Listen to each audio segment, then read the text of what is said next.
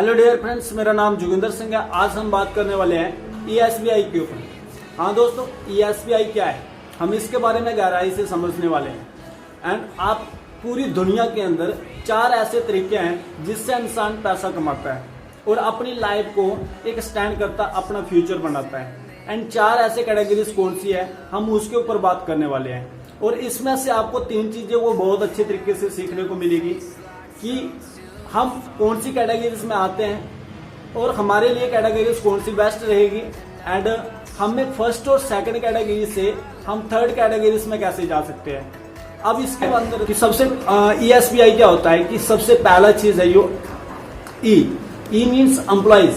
Employees क्या होता है, एम्प्लॉइज ये एक ऐसी कैटेगरीज है जिसमें से आपको बात करें पूरी दुनिया की तो 70% लोग आपको ई कैटेगरीज में मिलेंगे, यानी कि ज्वाइन अदर बिजनेस, किसी दूसरे के लिए बिजनेस कर रहे होंगे या किसी दूसरे की जॉब की रिस्पॉन्सिबिलिटी होगी उनके पास, यानी कि ये लोग अपनी लाइफ को सैक्रिफाई यानी अपनी अर्निंग या अपनी नीड्स को पूरा करने के लिए एक जॉब की तलाश में काम कर रहे हैं। अब बात करते हैं जॉब, जहां पे इंसान अपनी लाइफ का जो टाइम होता है, क्या जॉब करने वाले के पास एक अनलिमिटेड टाइम होता है? शायद नहीं, क्योंकि एक इंसान की टाइम की बात करें तो इनके पास 50% जो समय होता है वो जॉब में निकल जाता है, इससे भी ज्यादा। यानी कि अगर बात करें टाइम तो इसको एक जॉब के अंदर नॉर्मल 8 से 10 घंटे टाइम एक हर इंसान को देना ही पड़ता है। आप सोच सकते हो कि 8 से 10 घंटे की ड्यूटी 8 घंटे आपको सोने पे गुजारने पड़ते हैं, उससे आपके सोच लेते 18 घंटे गुजर गए।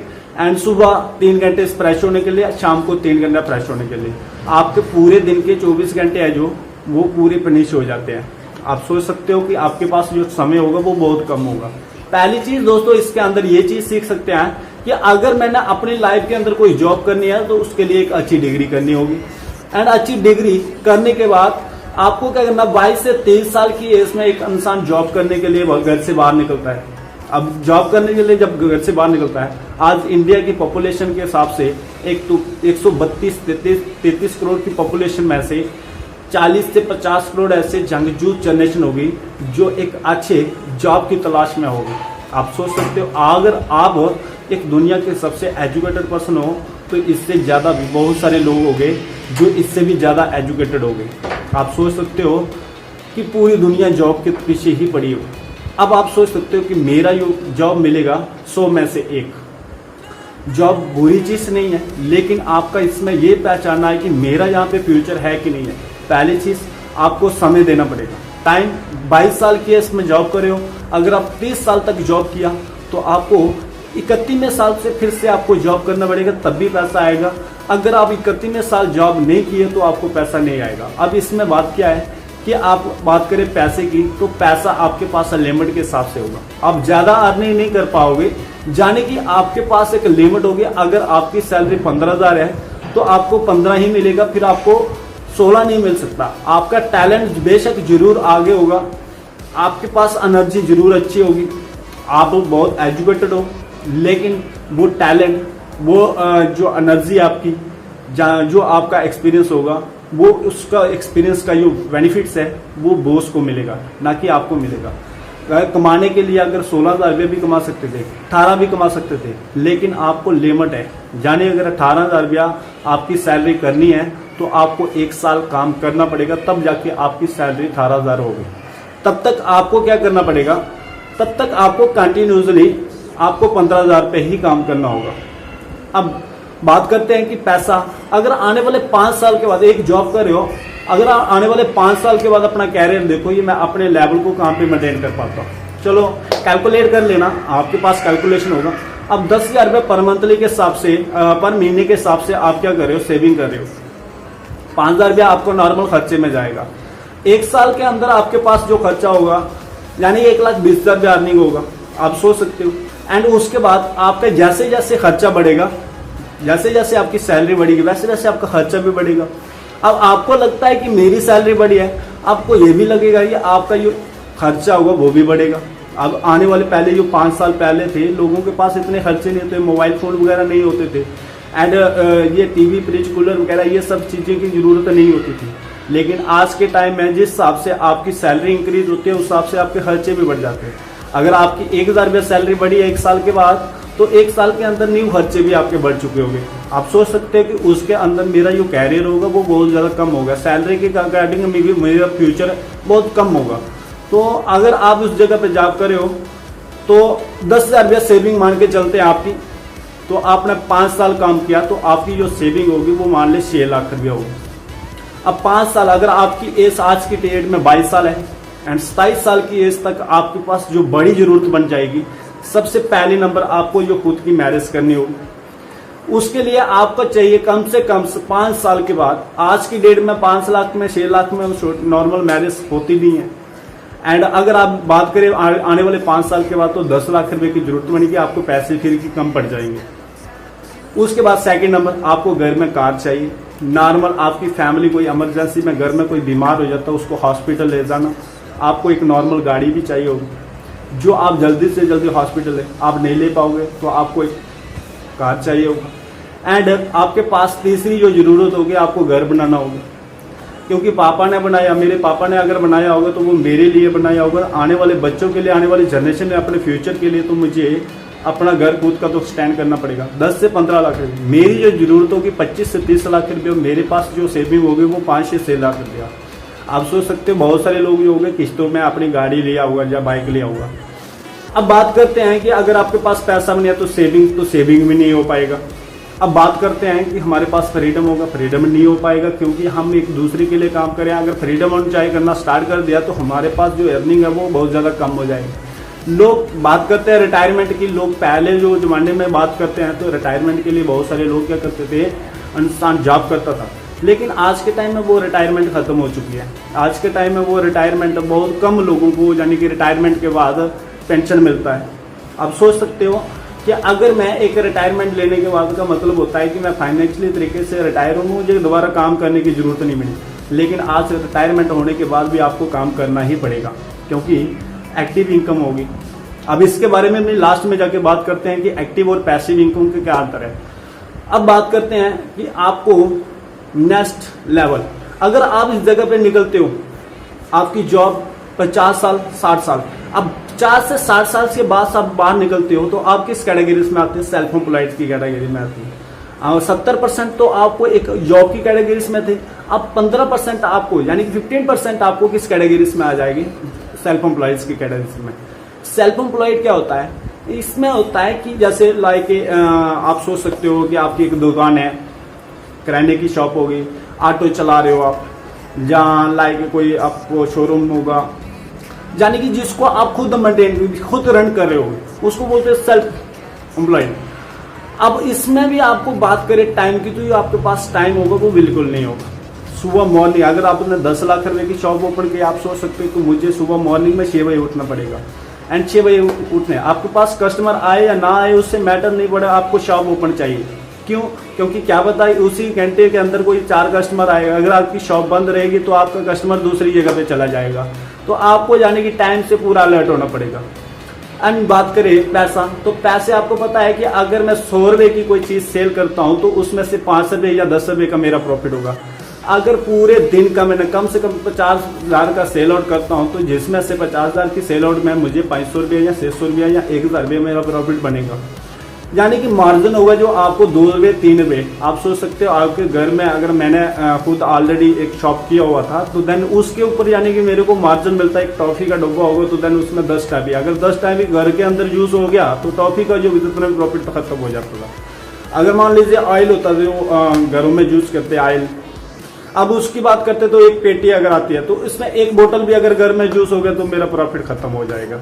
सो आपको यानी कि जो मार्जिन होगा घर को मेंटेन करने के हिसाब से, यानी कि आप बड़ी सही अगर एग्जांपल के तौर पे बात करें टाइम की, तो आपके पास गाड़ी बेशक आ जाएगी, BMW आ जाएगी। अगर बहुत ज्यादा अगर दिन रात मेहनत करते हो, लेकिन आप गाड़ी चलाने के लिए आपके पास टाइम नहीं हो पाएगा। अब वो उस गाड़ी का क्या करोगे? आपके पास जो समय होता है, हर इंसान चाहता है कि मेरे पास खुद का समय, मेरे फैमिली को टाइम देने हो। अब अगर आप मैरिड हो तो आपके बच्चे हो गए, अब उन बच्चों को देखिए, आपके बच्चे जब स्कूल जाते होंगे तो आप दुकान में पहुंच गए होते, जब आपके बच्चे वापस आते आप दुकान पे होते होंगे, जब आप रिटर्न वापस जाते हो दुकान बंद करके, तो आपके बच्चे खाना खा के सो गए होंगे।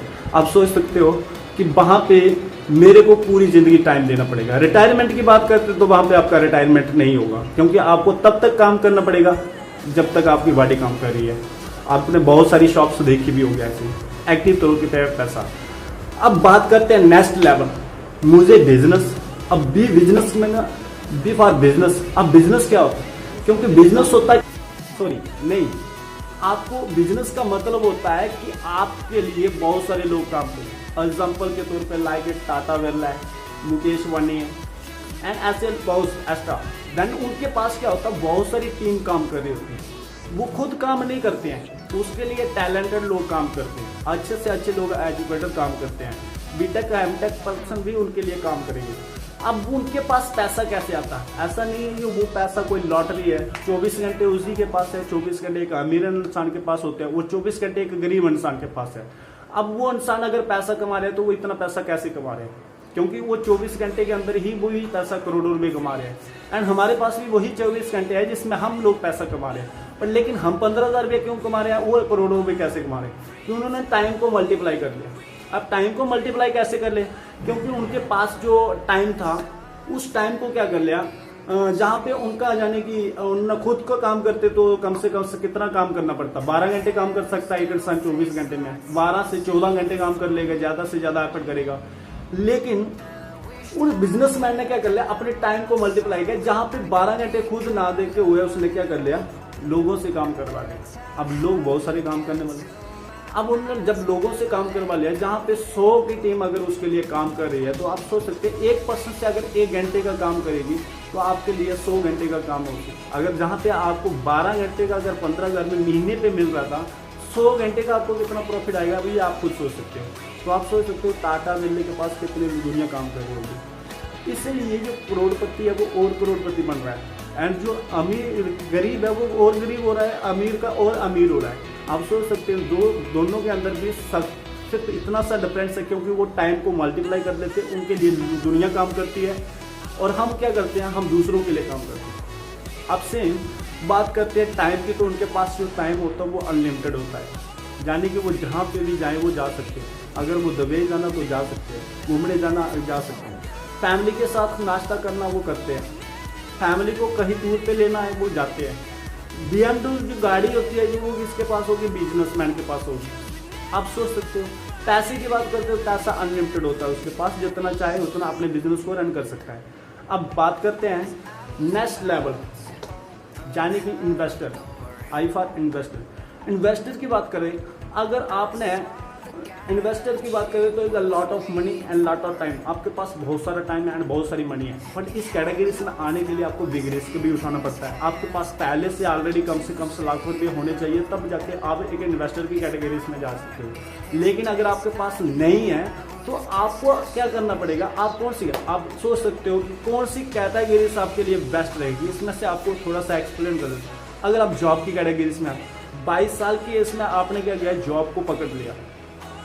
अब जॉब की 22 साल की करते करते आपको 50 साल की जॉब, अब कभी भी इन्वेस्टमेंट करने के लिए कभी पैसा इकट्ठा नहीं कर पाओगे, क्योंकि आपकी जितने पैसा अर्न करोगे उतनी जरूरतें भी बनती जाएंगी।